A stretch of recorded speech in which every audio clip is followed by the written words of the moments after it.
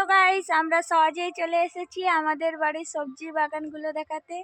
দেখতে পাচ্ছেন খালি হয়ে গেছে। শীতের সবজি অনেক লাগানো ছিল, যেমন শালগম কপি, ফুলকপি, বাঁধাকপি, পালং শাক, ধনেপাতা। সেগুলো শীতের কারণে সব শেষ হয়ে গেছে, আর বাকি মাত্র পালং শাক, ধনেপাতা, টমেটোটা আছে। দেখতে পাচ্ছেন, দেখুন টমেটো গাছ হয়ে আছে। এখনো টমেটো ছোট ছোট ধরেছে, কিন্তু এখনো পাকার সময় হয়নি।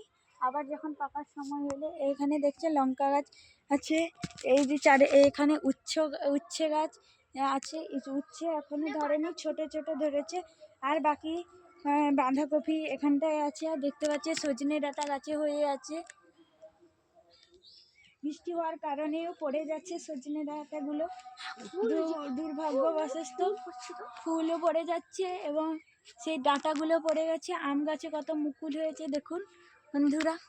পামেলা এখানটায় সজনা ফুল করেছে পকোড়া খাবে বলে। কি পামেলা, পকোড়া খাবে বলে সজনা ফুল করেছি তো?